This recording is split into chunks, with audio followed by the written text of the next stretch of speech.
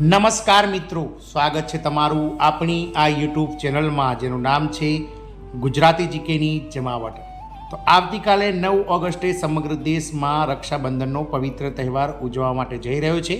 ત્યારે રક્ષાબંધનના તહેવાર પહેલાં જ આ રાજ્ય સરકારના માનદ વેતન મેળવતા 4 થી 5 વર્ગના જે કર્મચારીઓ છે તેમના માનદ વેતનમાં મોટો વધારો જાહેર કરી અને રક્ષાબંધનના તહેવાર પહેલાં જ આ કર્મચારીઓને આ રાજ્ય સરકાર દ્વારા મોટી ભેટ આપવામાં આવી છે. ગતરોજ મુખ્યમંત્રીશ્રીની અધ્યક્ષતામાં મળેલી કેબિનેટ બેઠકમાં રાજ્ય સરકાર દ્વારા માનદ વેતનમાં મોટો વધારો જાહેર કરવામાં આવ્યો છે અને ખાતામાં 16,000 રૂપિયા સુધીની રકમ હવે આ માનદ વેતન કર્મીઓને મળશે તેવી જાહેરાત રાજ્ય સરકાર દ્વારા કરવામાં આવી છે. તો આજના વિડીયોમાં વિગતવાર જાણીએ કે કઈ રાજ્ય સરકાર દ્વારા કયા સંવર્ગના માનદ વેતન કર્મીઓના માનદ વેતનમાં વધારો કર્યો છે અને આ માનદ વેતન કર્મીઓની રક્ષાબંધનનો તહેવાર સુધાર્યો છે તેને લઈ અને આપણે વિડીયોમાં વિગતવાર ચર્ચા કરીશું. તો વિડીયોના અંત સુધી આપ બન્યા રહો.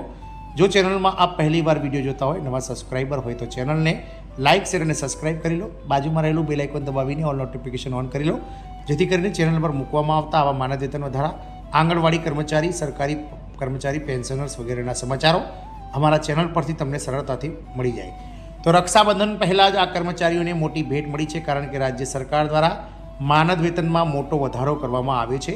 કેબિનેટની મંજૂરી પણ મળી ગઈ છે અને ખાતામાં હવે 16,000 રૂપિયા સુધીની રકમ આવશે. વાત કરીએ મિત્રો બિહારની, તો બિહારના નીતિશ કુમાર દ્વારા ગતરોજ કેબિનેટ બેઠકમાં ભૌતિક શિક્ષકો, રસોઈયા અને આશા કાર્યકરોના માનદ વેતનમાં મોટો વધારો કરવામાં આવ્યો છે. આ ઉપરાંત બિહાર રાજ્ય શાળા ભરતીમાં 100%માં 84.4% અનામત બિહાર રાજ્યના જે ઉમેદવારો હશે તેમના માટે રહેશે. બિહાર અને રાજ્યની બહારના લોકોને 16% કોટામાં નિયુક્ત કરવામાં આવશે તેવી જાહેરાત કરવામાં આવી છે. બિહારના શિક્ષણ વિભાગ સાથે સંકળાયેલા શારીરિક શિક્ષકો, આરોગ્ય પ્રશિક્ષકો, રસોઈયાઓ અને રાત્રિ ચોકીદારો માટે સારા સમાચાર છે. રાજ્યની નીતિશ કુમાર સરકારે આ કર્મચારીઓના માનદ વેતન અને ભથ્થામાં ભારે વધારો કર્યો છે. આ નવા દરો 1 ઓગસ્ટ 2025થી લાગુ થશે. તેથી સપ્ટેમ્બરથી જે ખાતામાં વધીને રકમ આવશે.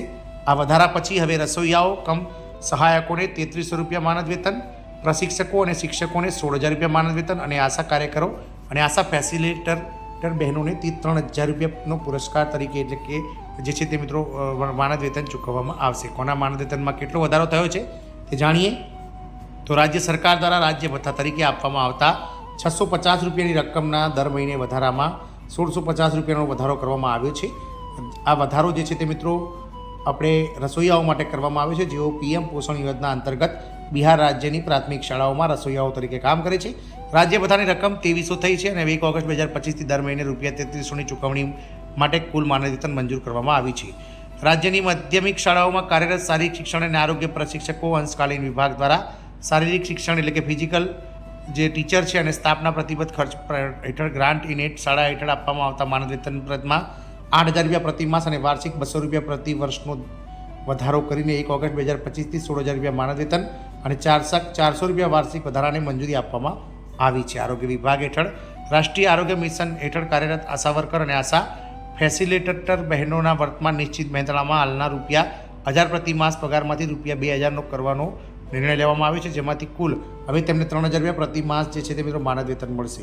રાજ્યની તમામ મેડિકલ કોલેજો, હોસ્પિટલો, સદર સબ ડિવિઝનલ રેફરલ હોસ્પિટલો અને પ્રાથમિક સામુદાયિક કેન્દ્રોમાં કાર્યરત મમતા કાર્યકરોની પ્રોત્સાહક રકમ જે 300 રૂપિયા હતી તેમાં વધારો કરવામાં આવ્યો છે અને હવે પ્રતિ ડિલિવરી ₹600ના દરે જે છે તે ચૂકવવામાં આવશે. ત્યારબાદ મિત્રો રાજ્યની માધ્યમિક અને ઉચ્ચતર માધ્યમિક શાળાઓમાં જે ચોકીદાર તરીકે કામ કરે છે તેમના વેતનમાં પણ મિત્રો વધારો કરવામાં આવ્યો છે. જે પહેલાં 6,000 રૂપિયા ચોકીદારોને વેતન મળતું હતું તે વધારીને 12,000 રૂપિયા કરવામાં આવ્યું છે. આમ બિહાર સરકાર દ્વારા આગામી ડિસેમ્બર મહિનામાં યોજાનાર વિધાનસભાની ચૂંટણીને મિત્રો ધ્યાનમાં રાખીને માનદ વેતન કર્મીઓના પરિવારના જે લોકો છે તેમને પોતાની તરફ આકર્ષવા માટે તેમના પગારોમાં જે છે તે મિત્રો 2 ગણા સુધીનો વધારો જાહેર કરવામાં આવ્યો છે. જોવાનું એ રહેશે કે આજે સપ્ટેમ્બરના પગારમાં આ કર્મચારીઓના પગારને વધારો સરકાર કરીને આપે છે કે નહીં.